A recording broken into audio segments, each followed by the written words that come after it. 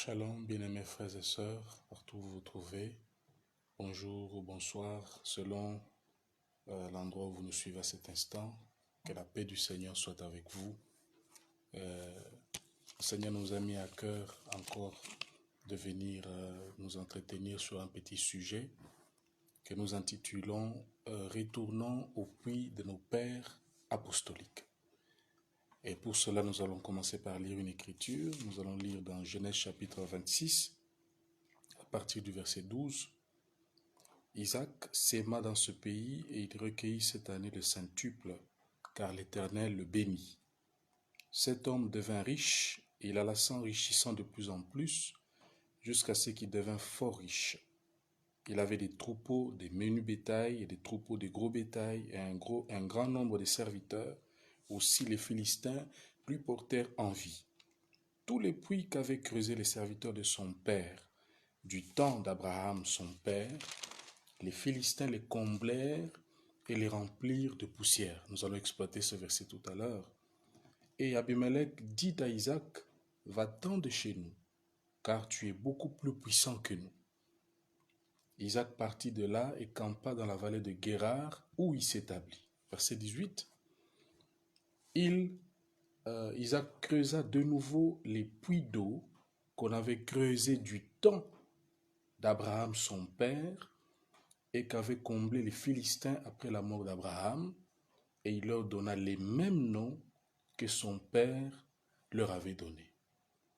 Voilà l'écriture sur laquelle nous allons nous appuyer par la grâce du Seigneur, que le Seigneur nous aide pendant ces quelques minutes.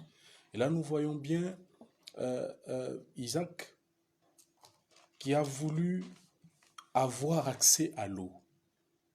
Parce que du temps de son père, on avait creusé, son père avec ses travailleurs, ils avaient creusé des puits et ils pouvaient avoir de l'eau. Mais on a dit au verset 15 que ces puits d'eau avaient été comblés par les Philistins. Les Philistins avaient comblé ces puits d'eau avec de la poussière. Donc, ils ne pouvaient plus avoir accès à l'eau. Et là, qu'est-ce que Isaac a entrepris de faire? Isaac s'est remis à creuser de nouveau les puits que son père avait creusés à l'époque.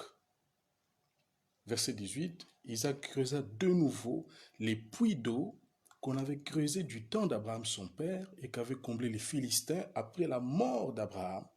Il leur donna les mêmes noms que son père leur avait donnés. Isaac n'est pas allé chercher ailleurs. Isaac s'est mis à creuser de nouveau les mêmes puits que son père avait creusés. Là, nous sommes dans l'Ancien Testament, nous voulons prendre ça pour faire ressortir quelque chose par rapport à l'Église. Vous voyez? Donc, à l'instar de Isaac, ce que l'Église doit faire, c'est d'aller creuser les puits que nos pères apostoliques avaient creusés, n'est-ce pas, pour avoir de l'eau. Alors, pour ne pas me perdre dans les idées, je vais commencer par dire ceci. Rappelons que l'Église véritable de Jésus-Christ a été établie et bâtie le jour de la Pentecôte, selon Actes chapitre 2. Mais lorsque les âges de l'Église commencent, il est dit dans l'âge d'Éphèse, « Souviens-toi donc d'où tu es tombé, répands-toi et pratique tes premières œuvres, sinon je viendrai à toi et j'ôterai ton chandelier à sa place, et ainsi de suite. » Quand les âges de l'Église commencent, l'Église est une Église qui est déjà tombée. Mais avant que l'Église ne tombe, voyons comment l'Église a commencé. L'Église a bel et bien commencé à la Pentecôte. C'est là l'origine de l'Église, c'est là la source de l'Église. Vous voyez, la Pentecôte en tant qu'expérience du baptême du Saint-Esprit. À l'instar, n'est-ce pas, de Moïse dans l'Ancien Testament, comment avait-il allumé les lampes du chandelier dans le lieu saint? Il avait pris le feu qui était tombé sur l'autel qui est le type de la croix du Seigneur Jésus-Christ. Il a pris ce feu-là et il a allumé la première lampe. Vous voyez, de la croix du calvaire, là où Christ a été crucifié et est mort, par la mort et la résurrection de Christ, le Saint-Esprit qui est ce feu-là, qui est épluché par ce feu-là, pouvait être donné à l'Église et c'est ça qui a allumé le premier âge de l'Église. Voyez? Et le sacrificateur prenait ce feu-là pour allumer la première lampe et de la première lampe, il allumait la deuxième, et de la deuxième, il allumait la troisième, ainsi de suite jusqu'à la septième. C'est comme ça que l'Église avait commencé, c'est comme ça que Dieu avait allumé le feu dans son Église. Vous voyez? Mais quand l'Église commence, on dit, les âges de l'Église, je veux dire commence, parce qu'avant que les âges de l'Église commencent, il y a eu 20 ans à peu près de perfection où l'Église était dans la Pentecôte. C'est ça que vous voyez dans Actes des Apôtres. Le livre des Actes des Apôtres, c'est l'Église dans sa perfection, un peu comme Samson dans son territoire. Personne ne pouvait le lier, il manifestait la puissance, ainsi de suite. Mais quand les âges de l'Église commencent, on dit, souviens-toi d'où tu es tombé. Quelque chose s'est infiltré dans l'Église. Voyez, pour faire référence à ce que nous voyons dans l'Ancien Testament, les puits de nos pères apostoliques, qui faisaient jaillir de l'eau. L'eau qui est le type de la vie, l'eau qui est le type du Saint-Esprit. Vous voyez, les gens pouvaient s'abreuver, les gens pouvaient voir le Dieu vivant, les gens pouvaient voir Jésus-Christ ressuscité. Mais on a dit que ces puits ont été comblés par les poussières des Philistins. Et ces poussières des Philistins, ça typifie beaucoup de choses. C'est des credos, c'est des dogmes. On a remplacé le salut au nom du Seigneur Jésus-Christ. On a remplacé pour mettre autre chose le salut dans l'église, les chapelets, l'eau bénite, le nom du Père, Fils et Saint-Esprit. Et toutes ces choses-là, c'est la poussière des Philistins. Et cela a fait que l'eau ne puisse plus être disponible à ceux-là qui en avaient besoin, ceux-là qui avaient soif de boire, n'est-ce pas, à ces puits de nos pères apostoliques. L'Église, le Dieu vivant ne se faisait plus voir dans l'Église. Voyez, l'eau vive, l'eau de ces puits des apôtres a disparu. Et tout au cours des âges, l'Église a continué comme cela. On a remplacé des credos, des dogmes. On a mis de côté la parole de Dieu. On a placé des papes, des évêques. Et on a placé l'homme comme le fondement de l'Église, alors que nous savons que le fondement de l'Église, c'est Christ. Selon Éphésiens chapitre 2, verset 20, on a dit que nous sommes édifiés sous le fondement des apôtres, des prophètes, et Christ étant la pierre angulaire. Voyez, et dans 1 Corinthiens chapitre 3, verset 10, il nous est dit là-bas que Paul dit que j'ai posé le fondement comme un sage architecte. Gare à celui qui vient construire dessus. Et puis il dit que ce fondement-là, c'est Christ. Maintenant, au cours des âges, les Philistins qui typifient les dénominations ont pris la poussière des doctrines humaines. Ils ont enlevé la vraie doctrine apostolique. Ils ont enlevé ce que les apôtres croyaient. Ils ont enlevé l'expérience du baptême du Saint-Esprit. On a commencé à prêcher l'adhésion aux églises, que si tu appartiens à l'église et tu es sauvé, le salut ne se trouve pas dans une église. Ça, c'est la poussière des Philistins. Le salut se trouve en Jésus-Christ. Le pape où les prédicateurs ne sont pas le fondement de l'Église, ça c'est la poussière des Philistins, le fondement de l'Église c'est Christ. Vous voyez mes bien-aimés, nous pouvons continuer comme cela. Vous ne pouvez pas vous confier dans un individu pour être sauvé, vous devez vous confier dans le Seigneur Jésus-Christ.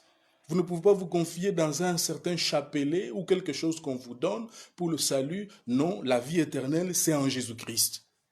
Dieu a tant aimé le monde qu'il a donné son Fils unique, afin que quiconque croit en lui ne périsse point, mais qu'il ait la vie éternelle. La vie éternelle ne se trouve qu'en Christ. Maintenant, écoutez encore. L'Église, peu à peu, va s'éloigner de la vraie foi qui a été transmise au sein une fois pour toutes, selon ce qui est écrit dans Jude, parce que Jude exhorte le peuple de Dieu en disant « Je vous exhorte à combattre pour la foi qui a été transmise une fois pour toutes au sein. » On n'a pas dit 2 fois ou 4 fois, mais une fois. Éphésiens 4 dit, il n'y a qu'une seule foi. Et cette foi-là a été transmise une fois pour toutes au sein. Vous voyez, c'est une action terminée. Et cette foi-là est unique. Cette foi-là est constituée de tout ce que les apôtres ont prêché, comme doctrine, comme fondement qu'ils ont posé dans l'Église. C'est la foi pour laquelle nous devons combattre. Cette foi-là typifie aussi l'expérience du baptême du Saint-Esprit. C'est la foi qui a été transmise à l'Église. Vous voyez, la Pentecôte. Nous devons combattre pour cela. Vous voyez, on dit, l'Église s'est éloignée de la foi et a embrassé des credos, des dogmes, des enseignements humains, tombant ainsi dans l'apostasie, l'abandon de la foi, en s'éloignant de la vraie foi pentecôtiste. Je ne parle pas de l'église pentecôtiste, je parle de la vraie foi pentecôtiste. Vous voyez, la foi du baptême du Saint-Esprit. Ainsi, l'église passera par le nicolaïsme, le balamisme, le jézabélisme, pour arriver à une apostasie complète, le Saint-Esprit étant chassé de l'église, et c'est la conduite humaine qui avait pris le contrôle. C'est la poussière des Philistins. Mais nous nous retrouvons là, au temps de la fin, la fin des âges de l'Église, parce que l'âge des nations est divisé dans 7 dispensations, qu'on appelle les 7 âges de l'Église, et nous sommes dans la 7e et la dernière dispensation, l'âge de la Odyssée. Le peuple a besoin de l'eau. Le peuple a besoin de nouveau d'aller puiser, n'est-ce pas, dans ces puits-là, les puits de nos pères apostoliques, afin de combler la soif, afin de voir de nouveau Jésus-Christ vivant dans son Église, vivant dans son peuple, mais la poussière des Philistins est là, comblant et empêchant aux gens de toucher à un Jésus réel, à un Jésus vivant, le ressuscité, celui qui était mort et qui ressuscitait le 3e jour. À gauche et à droite, on court pour chercher Jésus. Vous voyez, je pourrais revenir une autre fois pour voir que Jésus ne se trouve dans aucune église. Jésus ne se trouve pas dans l'église catholique. Jésus ne se trouve pas dans l'église baptiste ou méthodiste ou protestante. Jésus ne se trouve pas dans l'église pentecôtiste ni l'église branhamiste. Jésus ne se trouve pas dans toutes ces églises-là. Jésus se trouve là où 2 ou 3 sont assemblés en son nom. Jésus se trouve là où il y a le Saint-Esprit. Il avait dit là où 2 ou 3 sont assemblés en mon nom, je suis au milieu d'eux. Voyez, bien-aimés, voyez, mais on a fait croire aux gens que le salut se trouve dans l'église. On a fait croire aux gens que le salut se trouve dans un certain prédicateur. C'est de la poussière des Philistins. Voyez, nous n'avons qu'un seul chef suprême, c'est le Seigneur Jésus-Christ. Aucun homme n'est le chef de l'église. Le chef de l'église, c'est le Saint-Esprit. Le chef de l'église, c'est Jésus-Christ lui-même. Voyez, c'est lui qui est mort pour son église, c'est lui qui en est le chef, il est le chef suprême. Remarquez, nous sommes au temps de la fin, bientôt l'histoire de l'église va terminer, Jésus-Christ va tourner le dos aux nations pour aller se révéler à Israël, mais avant cela, il avait promis qu'il allait envoyer un prophète avec la pure parole, afin d'aller creuser de nouveau les puits de nos pères apostoliques. Comme Isaac l'avait fait ici, Isaac est allé puiser de nouveau les mêmes puits qu'avait creusé son père à l'époque. Et on dit bien, il a creusé les mêmes puits d'eau qu'on avait creusé du temps d'Abraham, son père, et qu'avaient comblé les Philistins après la mort d'Abraham, et il leur donna les mêmes noms que son père leur avait donnés. Vous voyez, bien aimés? Nous devons avoir un ministère au temps de la fin, par le Saint-Esprit bien sûr, qui va oindre un homme, et là, il va aller creuser de nouveau, n'est-ce pas, les puits là de nos pères apostoliques. Il va creuser de nouveau, et remarquez comme Isaac, il a donné les mêmes noms qu'on avait donnés à l'époque de son père. Vous voyez, c'est pourquoi nous devons aujourd'hui retourner à l'enseignement des apôtres. Nous devons retourner à la manière que les apôtres prêchaient. Parce que c'est ça la foi originelle qui a été transmise une fois pour toutes aux saints. Il a dit ceci, laissez-moi vous lire quelque chose ici que Frère Branham dit. Il dit, dans la prédication, les instructions de Gabriel à Daniel, il dit, « Mais je comprends aussi qu'une voix se fera entendre dans les derniers jours, qu'elle criera dans le désert, qu'elle appellera les gens à revenir au message originel, à revenir aux choses des dieux. » Il dit, une voix se fera entendre dans les derniers jours. Il continue encore plus loin, il dit, je comprends qu'il enverra, donc Dieu enverra Élie avant que ce jour-là arrive, au temps de la fin, et qu'il aura un message qui ramènera le cœur des enfants au Père, qui les ramènera à l'original, qui les fera retourner jusqu'au bout et recommencer. Il y aura un ministère spécial envoyé par Dieu au temps de la fin pour crier, pour élever la voix afin de ramener le peuple à l'original, de ramener le peuple à l'enseignement des apôtres, de ramener le peuple au puits de nos pères apostoliques. Il dit, revenez au message, frères, revenez à l'original, revenez à la Pentecôte, revenez à la vraie bénédiction, revenez au nom de Jésus-Christ. Revenez au baptême du Saint-Esprit. Revenez aux signes et aux prodiges. Revenez à la Pentecôte. Rejetez l'organisation, ça veut dire les dénominations. Revenez au Saint-Esprit. C'est lui notre enseignant. Bien-aimés frères et sœurs, tel que nous l'avions dit dans notre précédente vidéo, que l'heure est tellement avancée, bientôt Jésus revient, bientôt c'est le départ, bientôt c'est l'enlèvement, et qu'il fallait s'apprêter, et la manière de s'apprêter, c'est recevoir le baptême du Saint-Esprit. C'est la seule chose qui fait de vous fils et filles de Dieu, c'est la seule chose qui fait de vous membres du corps de Christ, de la famille de Dieu. Voyez ? Et ici, dans notre leçon d'aujourd'hui, on nous montre que justement, nous devons retourner au puits de nos pères apostoliques. Et Dieu a envoyé un ministère aujourd'hui avec la parole pour creuser de nouveau les puits de nos pères apostoliques qui avaient été comblés avec la poussière des Philistins, les doctrines humaines, les dogmes, les credos, ainsi de suite, afin que l'eau de nouveau soit accessible au peuple, afin que Jésus-Christ soit de nouveau accessible au peuple. Vous voyez, et Frère Branham avait toujours l'habitude de dire que mon ministère, c'est de vous montrer, c'est de vous dire, de vous déclarer que Jésus-Christ est ici. Il fallait amener Jésus-Christ au temps présent, le faire sortir de l'histoire, que le peuple puisse de nouveau avoir accès à l'eau, après avoir creusé les puits de nos pères apostoliques. Vous voyez, laissez-moi lire quelque chose ici encore. Dieu ne parlera jamais à l'Église jusqu'à ce qu'elle revienne aux oracles et principes que Christ a définis et qu'elle ne soit plus, donc l'Église, qu'elle ne soit plus dominée par quelque émotion ou quelque dénomination qui la tire dans tel ou tel sens. Ils devront revenir à la foi dans les miracles, à croire aux signes, à croire au Saint-Esprit, étant baptisés au nom de Jésus-Christ et toutes ces choses. Ils devront revenir à cela. Comme Isaac avait redonné les mêmes noms, nous aussi, par l'Esprit de Dieu, nous allons creuser et nous devons prêcher la même chose que les apôtres ont prêché. Paul dit ceci, dans Galates chapitre 1, verset 8.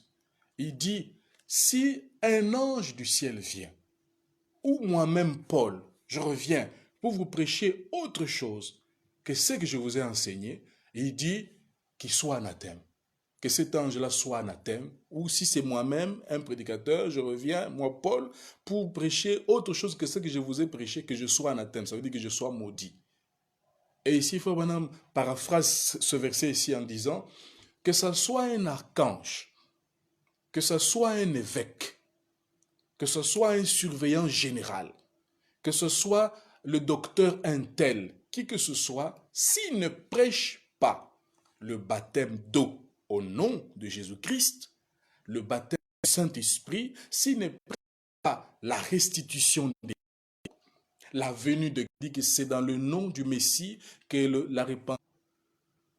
Nous avons eu un petit problème de connexion, donc nous étions en train de dire que nous devons retourner. Voilà, encore une fois, problème de connexion, vous allez nous excuser, mais nous devons faire passer le message. Donc, nous devons revenir à la doctrine apostolique, nous devons revenir à la Bible, nous devons revenir à l'expérience du baptême du Saint-Esprit. Car sans le baptême du Saint-Esprit, comme nous avons dit la fois passée, vous êtes perdus. Se joindre seulement à une église sans recevoir le baptême du Saint-Esprit, vous êtes perdus. Aucune église n'est sauve. Écoute, Christ est la pierre angulaire, la pierre principale. Et cette pierre-là, c'est le baptême du Saint-Esprit.